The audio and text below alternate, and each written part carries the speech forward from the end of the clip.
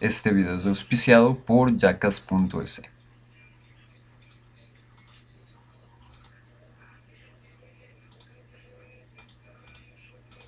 Buenas con todos. En este segundo video vamos a hacer la continuación acerca de los pasos para utilizar el servidor cliente con las herramientas de Windows Server y Windows 7 específicamente que estamos haciendo uso. Para el día de hoy lo que vamos a hacer es la instalación del Active Directory. Cabe mencionar lo que significa el Active Directory. En palabras sencillas, también se lo denomina directorio activo. Y lo que es, pues es un servicio de red de Windows Server que almacena la información sobre los recursos de la red. Y lo que hace es permitir el acceso a los usuarios a dichos recursos y aplicaciones de modo que lo permite gestionar, administrar, organizar y controlar de manera centralizada los recursos mencionados de esta red. ¿Por qué se llama Active Directory? Bueno, el Active Directory se lo denomina de esta forma porque funciona como si se tratase de un directorio real. ¿Y por qué de un directorio real? Porque en el caso de un directorio, digamos del directorio telefónico, nosotros sabemos que almacena información acerca de los abonados y los números telefónicos, además de otra serie de información como las direcciones, calles, etc. Eh, Básicamente lo podemos concebir de esa forma, el Active Directory. Entonces lo podemos pensar como un directorio que está gestionando o que tiene almacenado determinada información a las cuales la vamos a llamar objetos. ¿Cómo trabaja el Active Directory? Bueno, el Active Directory trabaja de manera centralizada y utilizando una estructura jerárquica. Esta estructura jerárquica nos ayuda para manejar a nuestros objetos en los diferentes niveles en los que se encuentran. Para eso vamos a hacer un pequeño paréntesis indicando lo que es un dominio. Un dominio es un conjunto de formas y normas en las que se van a comportar o deberían comportarse los objetos de una unidad organizacional. Esto vamos a ver más adelante. Básicamente son componentes del directorio lógicos que se utilizan para gestionarlos. Así nosotros sabemos que el protocolo utilizado para el Active Directory es el LDAP, que es un acrónimo de sus siglas en inglés del Lightweight Directory Access Protocol, y es el encargado de brindar acceso al Active Directory para buscar esta información. Más o menos tenemos la idea clara de lo que es un dominio o cómo se podría representar. Estaría conformado por el nombre de la organización, seguido de la extensión para identificarlo dentro de una nube o de una red, indicando si es comercial, si es pública,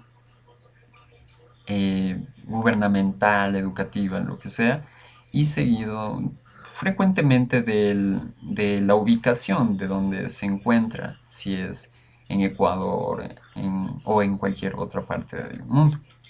Retomando, ¿cómo trabaja el Active Directory? Ya habíamos mencionado que trabaja de manera central y jerárquicamente, y lo que hace es organizar o gestionar estos elementos que en sí los va a almacenar, los cuales son los objetos, unidades organizacionales, árboles de dominio y los bosques. Primero, ¿qué son los objetos? Bueno, los objetos se los puede imaginar como eh, los elementos o los componentes que pueden ser usuarios de computadoras, cuentas de computadoras, cuentas de usuarios, dispositivos que se vaya a compartir, tales como impresoras u otros artefactos, cuentas compartidas. En fin, los objetos son la configuración jerárquica más básica o más baja dentro del Active Directory. Aquí tenemos unos ejemplos gráficos.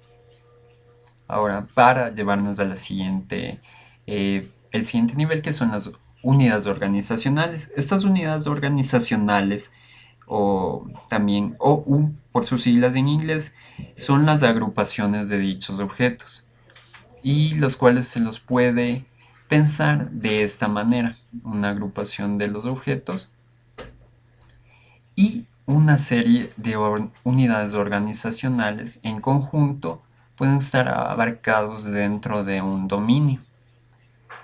Este dominio los va a identificar a estas unidades organizacionales que están en conjuntos. Así como siguiente tenemos la definición de lo que es un árbol de dominio.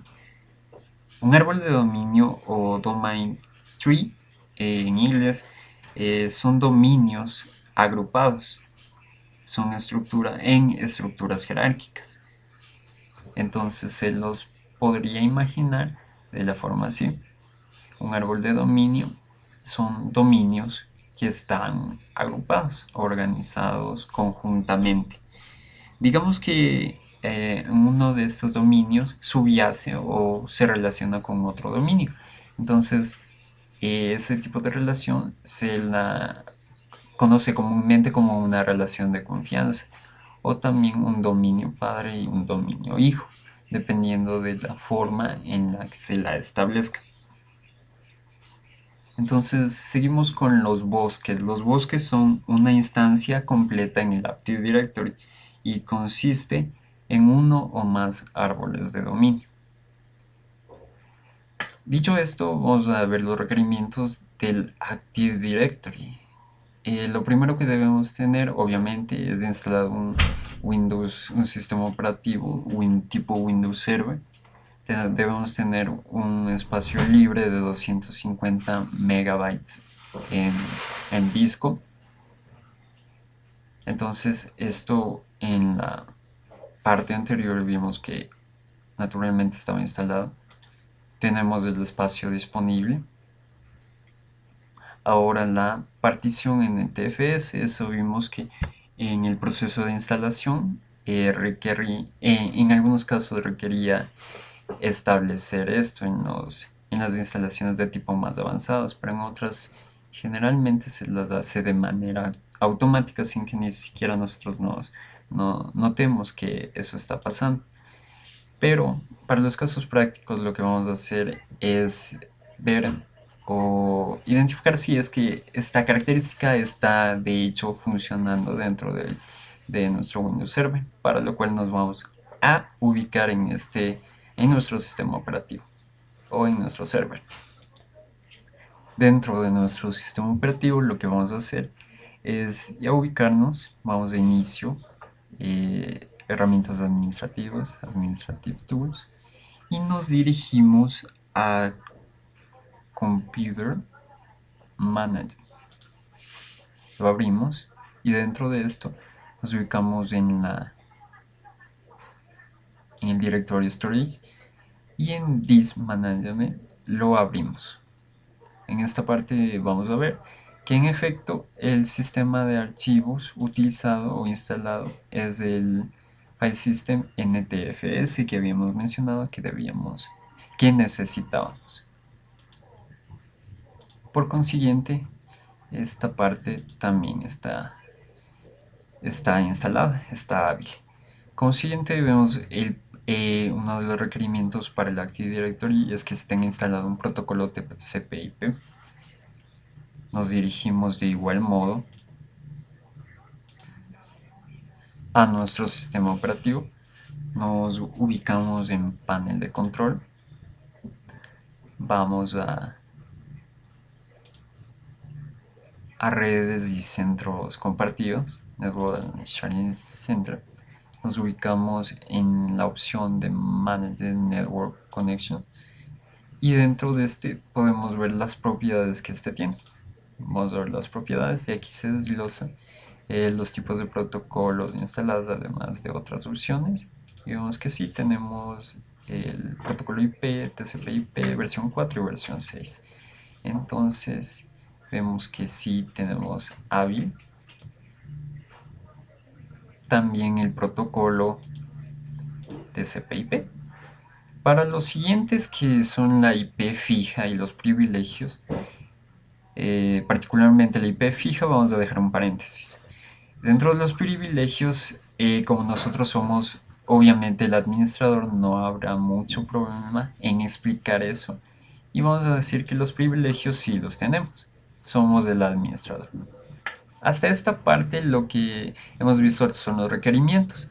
Ahora, dentro de nuestra planificación lo que habíamos hecho es primero, en nuestra planificación general, habíamos indicado los códigos o las nomenclaturas IATA que mencionamos para identificar a nuestras máquinas y servidores de manera única y que las distingan de las demás. Esto lo habíamos hecho. La partición vimos que también está implementada. Y ahora la tercera parte, conjunto con el paréntesis que habíamos dicho, es el direccionamiento IP, para lo cual debemos hacer de igual forma un tipo de planificación. Y el tipo de planificación lo que vamos a hacer es una planificación de direccionamiento, obviamente IP. Elegimos para este caso una dirección, un bloque de memoria de dirección IP cualquiera. En este caso hemos elegido el bloque de memoria 192.168.10.0, que es el que nos indica nuestra dirección de dominio de broadcast. Conjunto con esta vamos a desglosar todo nuestro espacio de direccionamiento, como aquí lo tenemos. Sabemos que la primera y última están reservadas para la dirección de dominio de broadcast y la dirección de broadcast respectivamente. Entonces, a partir de la dirección 192.168.10.1 hasta la 254 es nuestro espacio de direccionamiento que lo vamos a organizar para utilizarlo en nuestros equipos. Entonces lo hemos hecho de la siguiente manera. La primera parte, este primer segmento, lo vamos a reservar para nuestros servidores y el siguiente para nuestros clientes. Dentro de esto, en nuestros servidores vamos a elegir una de estas direcciones. Nosotros hemos elegido esta, la 192.168.10.1, que la vamos a utilizar en nuestro Windows Server. Las siguientes igual van a ser para otros servidores si los podemos tener. Sabemos que podemos tener más de un servidor, pero este bloque de memoria es suficiente para unos 10 servidores. Así, como siguiente, vamos a marcar de otro color las direcciones para los clientes, que se las asignará mediante un servidor de HCP que igual forma lo vamos a instalar después. Esto en la parte teórica. En la práctica no se suele utilizar el mismo segmento de red para un servidor que para un cliente. Digamos que un equipo de un cliente puede estar infectado con alguna aplicación que altere o que provoque errores en los demás elementos, en los demás equipos, y no sería algo bastante nada viable que se relacione directamente con un servidor. Generalmente no se hace eso, pero para estos efectos prácticos solo lo vamos a utilizar como que sí. Entonces, retomamos. Vamos a la cuestión sobre la IP fija, que es exactamente lo que vamos a hacer. Dijimos que esta dirección la vamos a utilizar para nuestro servidor y como esto ya está muy hablado, vamos a hacerlo. En la última parte nos habíamos quedado en esta parte para encontrar la dirección IP. Lo que vamos a hacer es dar sus propiedades. Nos ubicamos en protocolo versión 4, protocolo IP versión 4. Y aquí vemos que tiene un modo de obtener direcciones IP automáticamente, al igual que el DNS. Esto era un requerimiento que vimos para instalar al Active Directory y lo que vamos a hacer es asignarla de manera manual.